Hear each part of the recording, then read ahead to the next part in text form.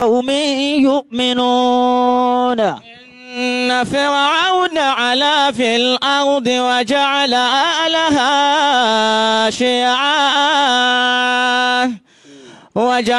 أهلها شيعا يستضعف طائفة منهم بارك الله فيك. يستضعف طائفة منهم يذبح أبناءهم ويستحيي نساءهم بارك الله. إنه كان من المفسدين. ونريد أن نمن على الذين استضعفوا في الأرض ونجعلهم أئمة ونجعلهم الوارثين. adúpẹ́ lọ́dọ̀ alhamdulillahi. ẹja dọ́pẹ́ wa lẹ́ẹ̀kan sí. alhamdulillahi. ẹja wéra wà ní ọpẹ́ wa wípé. alhamdulillahi rabbil alamin. Suratul Qasas,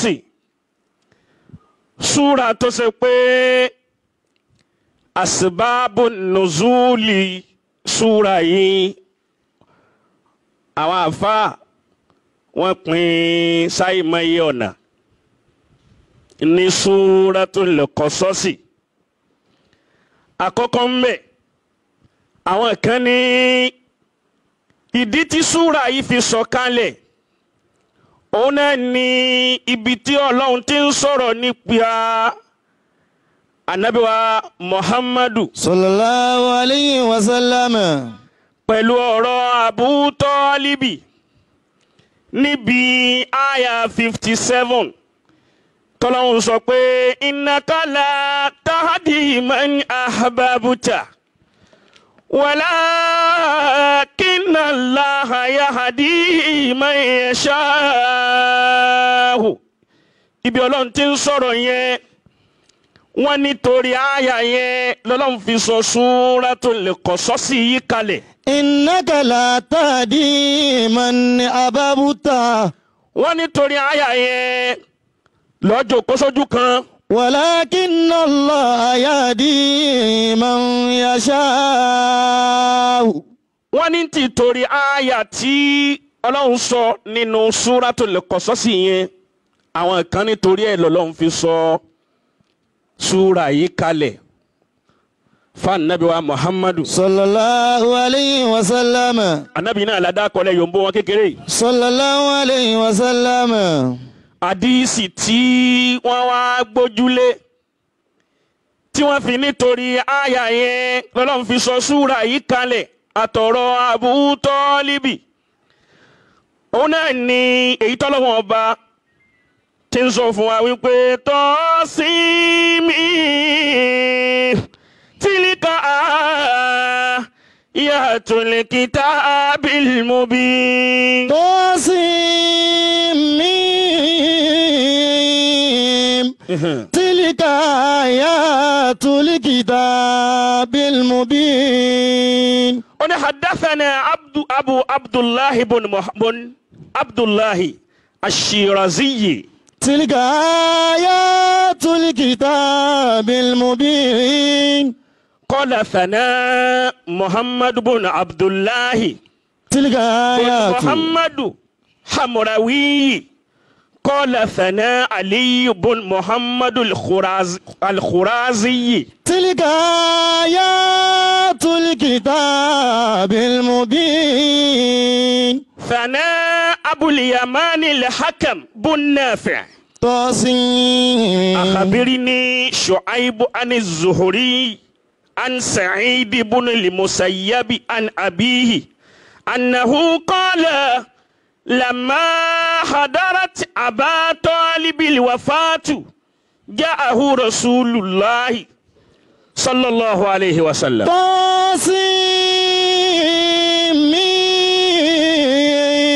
wọ́n ní títorí ntọ́sẹ̀lẹ̀ yìí ní àyà yìí fi sọ̀kalẹ̀ fọ́nsì ọlọ́run anabi wa muhammadu. تلك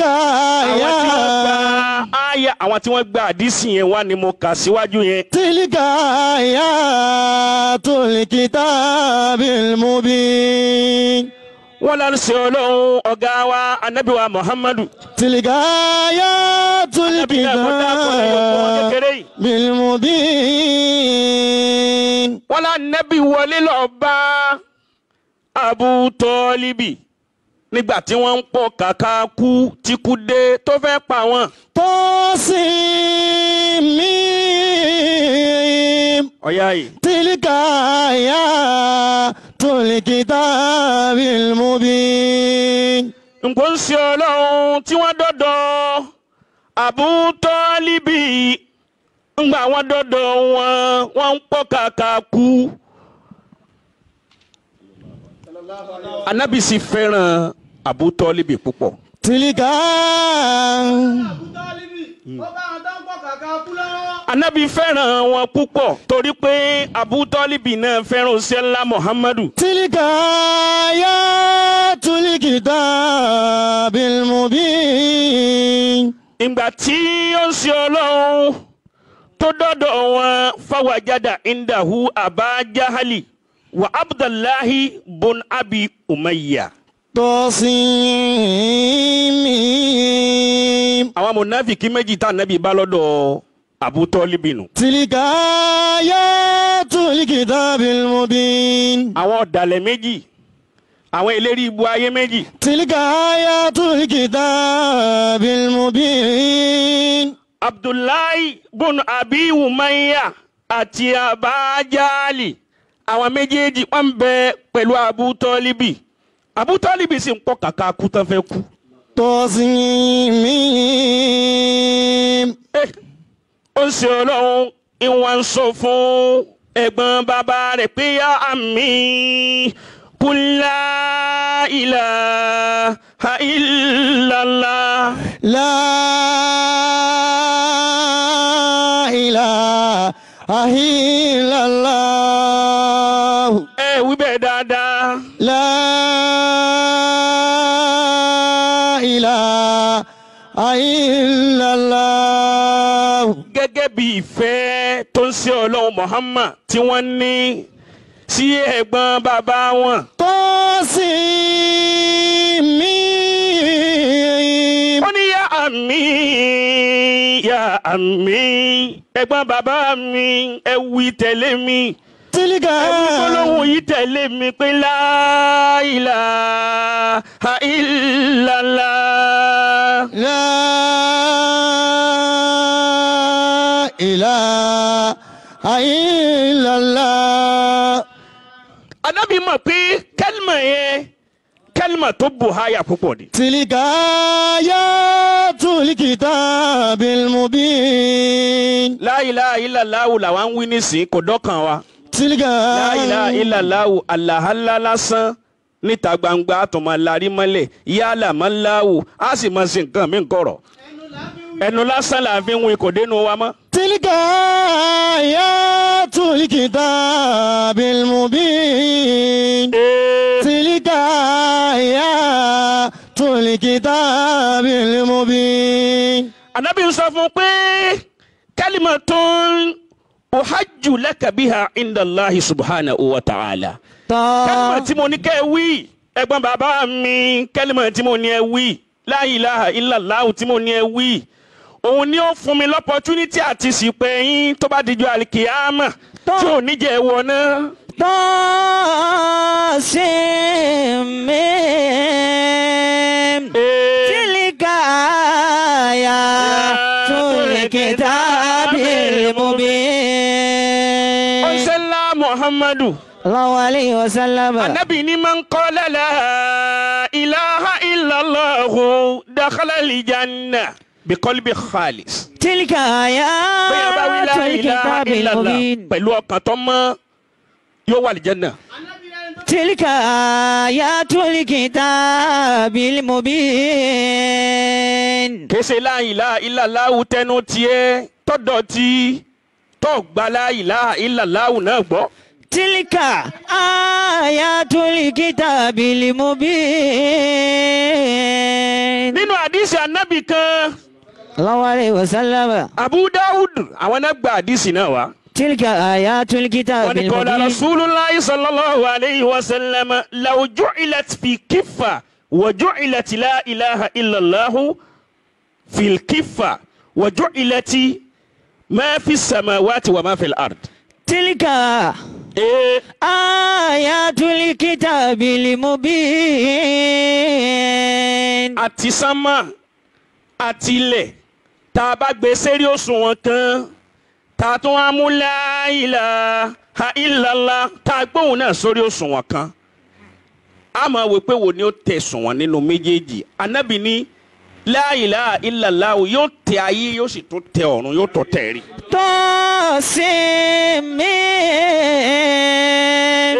تلك آيات الكتاب المبين. La ilaha illallah ti wá tòní ó pọ̀ la ilaha illallah ó pọ̀ bí iyẹ̀pẹ̀ lẹ́nu àwọn èèyàn àmọ́gọ́rọ̀ àwọn tí ń wí la ilaha illallah ńgbà àwọn òwe pẹ̀lú ọkàn tó mọ́ ẹlòmíràn jẹ buhayaya. تلك آيات الكتاب المبين.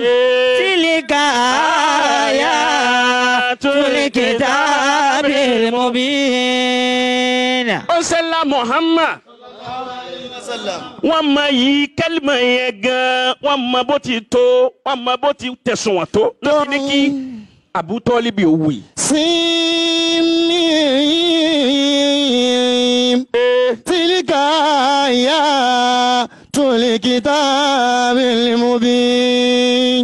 làwa onítàsọ́wọ́fù ló fi ní oníranran sí gàtá fi pè la ilaha illallah. Tilka bọ́lá wù wá àníyá máṣára zakirina kullukum kullumayi la ilaha illahu wa la ilaha illahu. wa kullu man fil ardi min basharin tashbihu la ilaha illahu wa la ilaha illahu.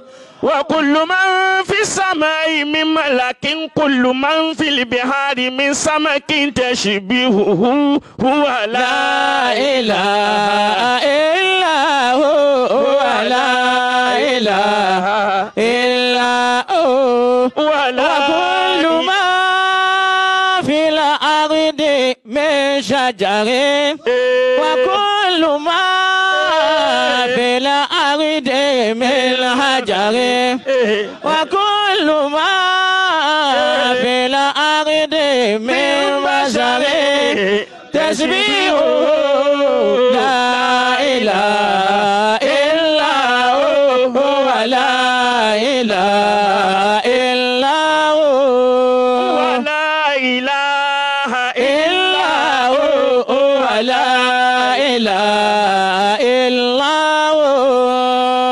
كلمة لا إله إلا الله tóbi púpọ̀. Tilka كلمة لا هو لا ilaha illa huwa la ilaha illa. كلمة yẹn ọba kan bẹ ó ya wèrè gan kì í fẹ́ gbọ́. وكل من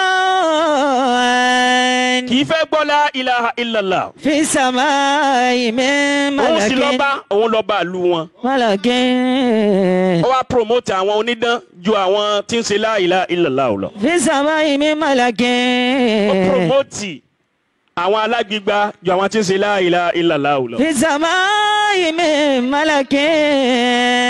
tó bá ti rá àwọn àfa kan tí wọ́n kójọ tí wọ́n ṣe la ilaha illallah ولا إله إلا هو ìmọ̀ fara ni wọ́n ni في السماء من máa fi àjẹ wọn. في السماء من inú wa bí ملك njọ́ kan sá lóhùn sáfẹ́ lé wọn kúrò nínú ìlú rẹ̀. تسبحه لا إله إلا الله. ó fẹ́ lé kúrò nínú ìlú wọn pé àfikún wọn lé kúrò pátápátá kó wọn lé àwọn àfa àti ṣe la ilaha illallah kó wọn lé wọn yányá. Wa kullu ma fil ardi min basharin. ọwọ́ ní tó bá dijọ́ báyìí mo fẹ́ pé àpèjọ lérí gbogbo ìlú àwọn tí ń ṣe la ilaha illallah kan kójọ àwọn tí dáfá tí wọ́n ń ṣẹbọ tí wọ́n ń ṣe èpàdìpà mo fẹ́ káwọn náà kójọ. wa kullu ma min sama'in min malakin. a fẹ́ ṣèdánwò fún wọn ẹni ó bá ti páàsì nínú wọn ní òdùó nínú ìlú ẹni tí ó bá ti páàsì á fi yàjẹ́ á sì tó lè kú nínú ìlú. wa kullu ma fil ardi min basharin. tashbihu la ilaha illa huwa la ilaha illa huwa. la ilaha illallah rẹ ọjọ́ mọ́ lọ́kàn rẹ níjẹ́ káyé rẹ máa dàrú. Tasbihu. onílà olóògbọ́ ọlọ́run ọba gbọ́ ọlọ́run sì sóore fẹ́ni tí ń bẹ lẹ́gbẹ̀ẹ́ rẹ̀ òun bínú sí i. Tasbihu. ò gbàgbọ́ pé la ilaha illallah náà nù ọ̀ mà pé ọlọ́run ní dún lára ń tàn. Tasbihu. ẹni tí ń rí nǹkan ṣe dáadáa ságbára rẹ̀ ní fi ń rí nǹkan ṣe ní agbára rẹ̀ kọ́ ète rẹ̀ kọ́ oògùn kọ́ ọlọ́run ní dún lára rẹ̀ bọ́ọ̀ bá wá gbà fún ọ padà dídún. Wa kullu ma fil ardi min basharin. Tasbihu La ilaha illa huwa la ilaha illa huwa. ẹni ayé rẹ̀ nítumọ̀ táyé rẹ̀ ń dún tí ń dún dáadáa tí ń ta sánsán táyé rẹ̀ ń ta sánsán ọwọ́ ń dìtẹ̀ rẹ̀. Kullu ma ọ padà dídún tí wọ́n pa ń pakúpa ni. min sama'in min malakin. ọlọ́run ṣàánú ọmọ ìyá rẹ̀ ọ̀ agbárùkù tí ọ̀ ṣàánú ọ̀wá ló tẹ ni. Kullu ma fóun bá tẹ ìwọ yọ nídìí. min sama'in min malakin. ọlọ́run ṣàánú yẹn olólo nǹkan ni nítorí òun náà lọ́ọ́ lò kó òbí ti rí. Wa kullu ma kí lèèyàn ń lò báṣẹ ọlọ́run bá dé gbogbo nǹkan ọmọ sí ni. fil ardi min basharin. àṣẹ ọlọ́run ní ń jẹ́ kí nǹkan máa dán. Tasbihu. tàpáṣẹ ọlọ́run ní ń jẹ́ kí nǹkan máa dán ọ padà dàdán. Tasbihu. La ilaha illa huwa la ilaha illa huwa. ọgbọ́n kan ò dígí àfi kéèyàn orókùn. Tasbihu. o lè gbọ́n tọ́lọ́hún o lè gbọ́n ọgbọ́n mélòó ló lè gbọ́n. Tasbihu. gbàfẹ́ ni ọlọ́run bá gbà fún ló fi rí gbà fún ọlọ́run. Tasbihu. bọ́ ọ bá dìtẹ̀ ni ọlọ́run gbà fún ọ padà dẹni tí ọmọ tẹ́ kí ayé. Kullu ma fil ardi min basharin. ẹni ọlọ́run bá ṣàánú àánú àtọ̀dọ̀ ọlọ́run làánú tí wá ẹnìkan ò láàánú kan tó lè ṣe fún yàn ọlọ́run ní ṣàánú ẹ̀dá. Fil ardi bí bàṣẹ́rì tẹ̀sẹ̀ bẹ́ ó la ilaha illa huwa la ilaha illa huwa. ọba yìí wá ní ìjọba yìí ẹ máa bọ̀ wá. Wa kó tó kullu wá dijọ́ náà ma kó tó dijọ́ yẹn ọba wa pe àwọn onídán àwọn ológun àwọn alágbígbá ọba wa pè wọ́n ó ní ẹ máa bọ̀ wá ó ní ẹ jẹ́ n fún yín ní expo exam tí mo fẹ́ ṣe fún yín jọba yìí yàrá yìí màálùú funfun ni mo fẹ́ fi sínú ẹ̀. wa kullu ma bí n bá sì ti fi màálùú funfun sínú rẹ̀ ìtì bẹ̀ pa tí n bá ti tì í pa tó bá dijọ́ pẹ́ńtẹ́ yẹ mu jọ́ tí mo fẹ́ dojú ti àwọn tí ń ṣe la ilaha illallah lẹ́nu rẹ̀. kullu ma fil ardi min basharin. ó lẹ́yìn ní kọ́kọ́ tì síwájú pé ẹ da ifá yín ẹ wò ó kí ni mbẹ́mbẹ́. kullu ma fil ardi. sẹ́mi kẹ́ mo sì ti sọ fẹ́yìn pé ti mbẹ́mbẹ́ ní bẹ́yìn bá ti sọ ń ṣẹ̀ṣẹ̀ wá pe àwọn oní tánpẹ́ la ilaha illallah yín wá ní káwọn náà kàn béèrè kí ni mbẹ́mbẹ́. ma fil ardi min basharin tasbihu. ọlọ́run òun lòun fẹ́ dójú tì wọ́n ni àwọn kan ń bẹ wọ́n fẹ́ dójú tira wọn láì ṣàwá láì ṣèwọ́. Tẹ̀sí bí- gbogbo ẹni tó bá wà kọ̀rọ̀ kan tó lóun ó dojú tì ọ́ ọlọ́run fúnra rẹ̀ ọlọ́run ni ó dojú tì ọ́ yóò dojú tì yóò tún dojú tọmọ rẹ̀ yóò tún dojú tọmọ ọmọ rẹ̀. tasbihuhum la ilaha illa huwa la ilaha illa huwa. kí ló ń wá ń bi ìdójútì ọmọ ìyá rẹ̀ kí ló ń wá ń bi kọ́mọ ìyá rẹ̀ ó tẹ́ kí ló ń wá ń bi kọ́mọ ìyá rẹ̀ ó yẹ̀yẹ́ kí ló ń wá ń bi kọ́mọ ìyá rẹ̀ kójú ó tì í gbogbo èròkèrò tí ó pé èròkèrò tó o máa ń rò lérí ọmọ ìyá rẹ̀ òun ni bọ́ńdù rẹ̀ ni ó dà sérí rẹ̀. وكل ما في الأرض من بشر. ó ní bí má ti wá pè yín kẹ̀tẹ̀tẹ̀ sọ ánsà fún mi ní o yín ṣẹ̀ṣẹ̀ wá pè àwọn náà mo ti mọ̀ pé àwọn ò ní gba ánsà yẹn. وكل ما ọba sì ti gbà wàhálà ti dé bá wọn nù ni. في السماء من ملك. àwọn èèyàn mọ la ilaha illallah. وكل ما في الأرض من بشر تسبيحه لا إله إلا هو لا إله إلا هو.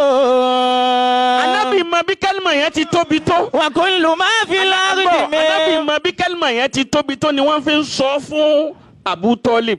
ما في الأرض من شجر.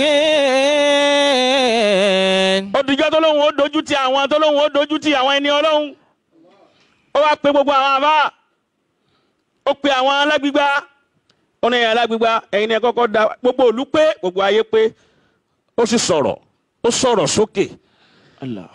Ó ní ẹni tí ó bá ti gbantí ń bẹ nínú yàrá kótópótà tì í. Ẹni tí ó bá ti gbà á. Àgbákòyà ni ó jẹ kúrò nínú ìlú yìí. وكل ما في الأرض من نبات تسبيحهم. Àmẹ́ni ó bá gbà ni ó ṣẹ́kù nínú ìlú yìí. تسبيحهم. Lẹ́ẹ̀kan náà tó bá ní ẹ̀yin alágbígbá ẹ̀yin tẹ́ ẹ mọ nǹkan wò ọ̀yá ẹ bọ́ síta ẹ wò ó kí ní bẹ́ẹ̀ nínú yàrá tá a ti o. تسبيحهم لا إله إلا هو لا إله إلا هو. La ilaha illallah dùn lẹ́nu ẹnu kódà ó dùn ju tiwa yìí bá a ti ń wí yìí lọ àmọ́ ìlérí ibú ayé àtàlìkì àmọ̀ lẹ lómi. وكل من في السماء من ملك. Kí láǹfààní la ilaha illallah tó dùn lẹ́nu rẹ tó sì jẹ́ pé ìlérí ibú ayé ni ọ́. تسبيحهم Gbogbo aburú ayé ní mẹ́ lọ́wọ́ rẹ. تسبيحهم Ó lè wí kódà ó lè wí lójú oorun ọmọ wa ranjú hàn hàn hàn hàn. تسبيحهم Àwa ló rọ́ lọ́hùn Ọlọ́run wo ló rí. تسبيحهم Èṣù ló rí òòrọ̀ lọ́hùn kán. تسبيحهم لا Ṣètánì ló rí. إله إلا هو لا إله إلا هو. Wàkùlùmọ́.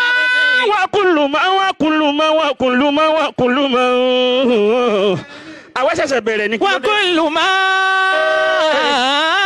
في الأرض من نبات تسبيحه لا إله إلا هو لا إله إلا هو. Làwọn onífá náà bọ́ síwájú náà da ifá àwọn náà yán jìkà báyìí. وكل ما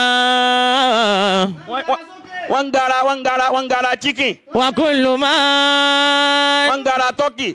وكل ما Ẹlòmíì fẹ́ràn gara púpọ̀ ọ̀ngara bàbá àta ẹlòmíì fẹ́ràn gara púpọ̀ ìgara yóò ń bọ̀ ìga àti gara turkey àti gara chicken àti gara gbogbo ẹ̀ yóò máa gara báyìí lẹ́gbẹ̀ẹ́ òróró. وكل ما في البحار من سمك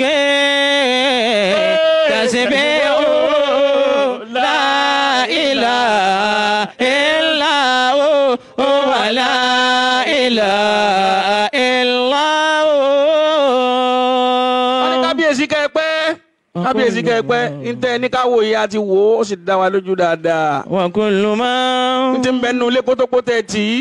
وكل ما màálù ni وكل ما ó sì funfun وكل ما ó sì níwò gàgàrà. وكل ما inú kábíyèsí wa dùn. ó wá rẹ́rìn kàkàkàkà àwọn kan bẹ wọ́n fẹ́ rẹ́rìn bò ní ìgbẹ̀yìn ayé rẹ̀ ó ti rí gbogbo ẹ̀rín tọ́ta bá léwulẹ̀ kó lóun fẹ́ rín lérí èmi pẹ̀lú rẹ̀ lọ́nà àìtọ́ lọ́nà àìda ẹkún ni ọjọ́ já sí fún wọn. وكل ما في الأرض من بشر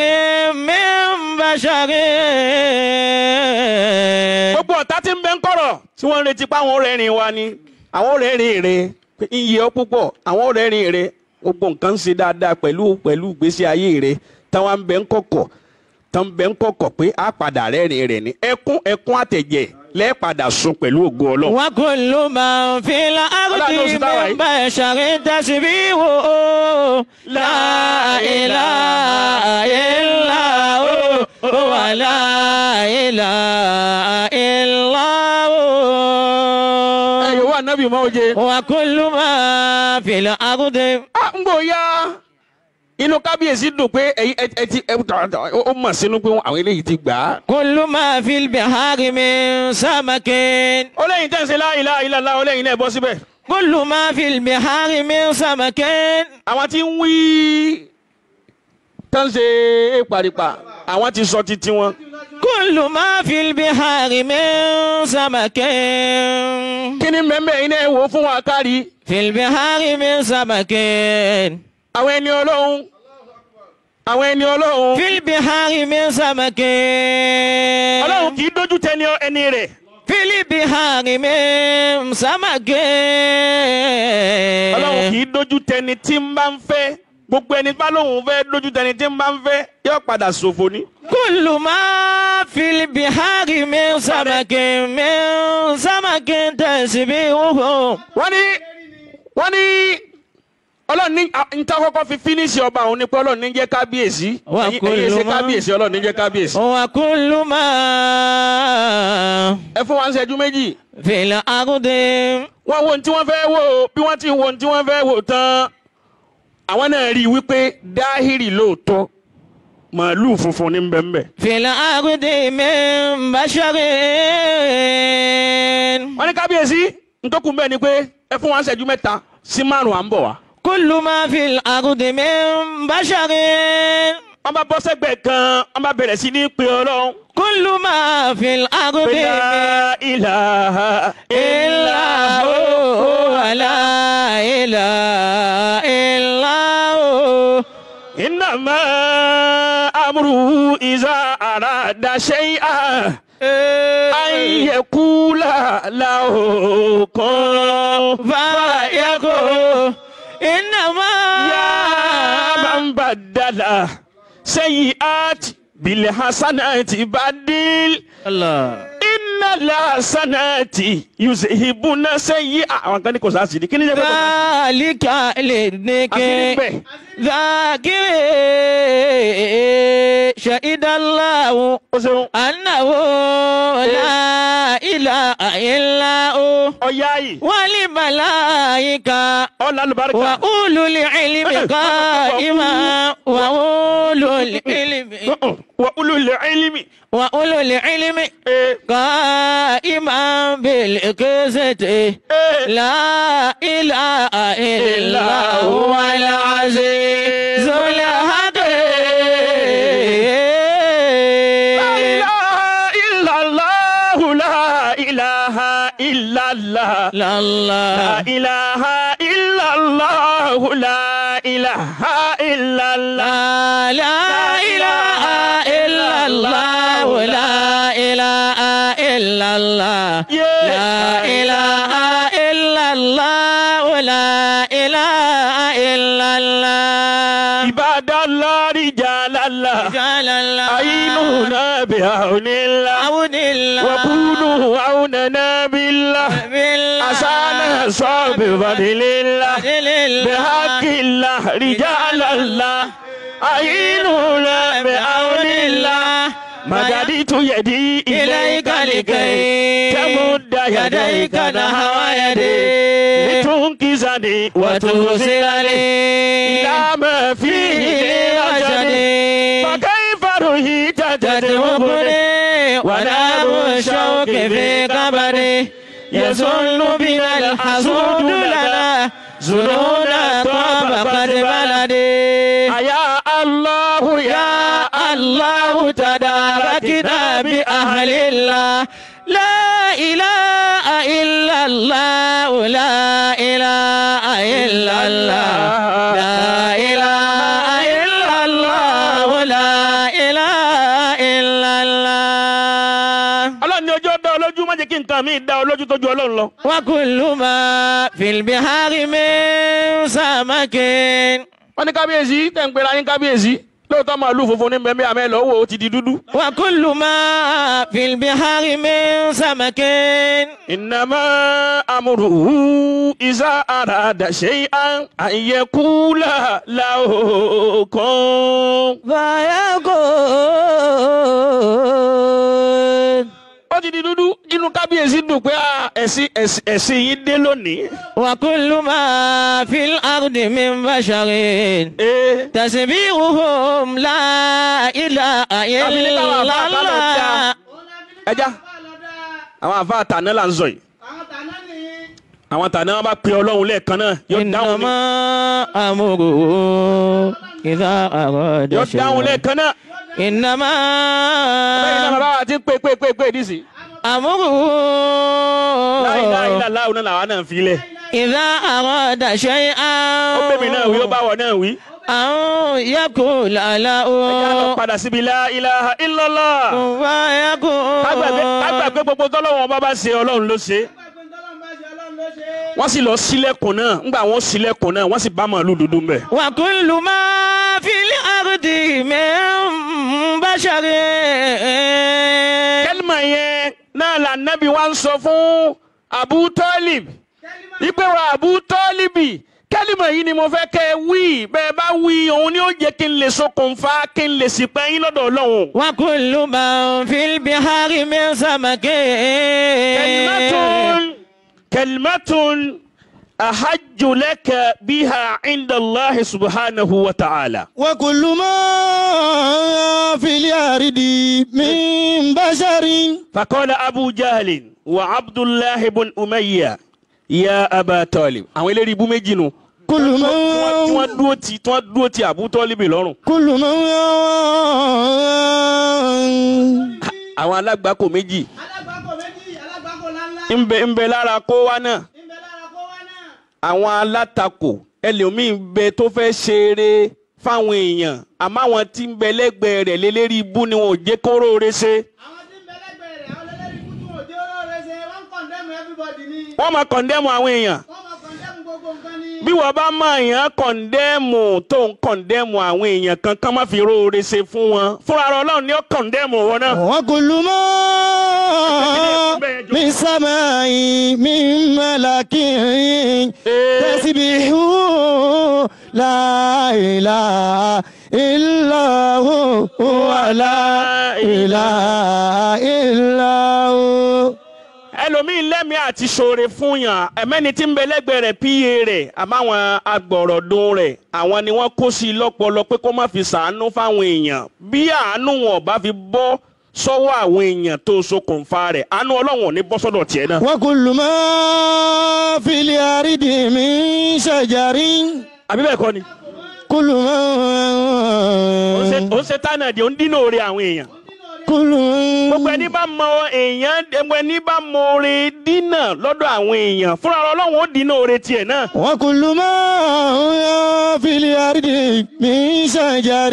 má dínà oore àwọn èèyàn mọ́ ẹni wọ́n bá lè ṣàánú jẹ́ kí wọ́n ṣàánú wọn má jẹ́ alátakò mọ́ àwọn méjèèjì alátakò ni wọ́n jẹ́. كل ما wọ́n dúró tàdábì lọ́rùn ni. في البحر من سمك. ọmọ mi rántí ìtàn ọba kan kana ahadul khulafa yuhsinul istiqbala al-ulama. كل ما n tó padà ṣẹlẹ̀ á padà sọ bóyá lọ́la. في الأرض من بشر. àti aburú tí ń bẹ fún àwọn tí máa takoore. aburú tí ń bẹ fáwọn tí máa takoore.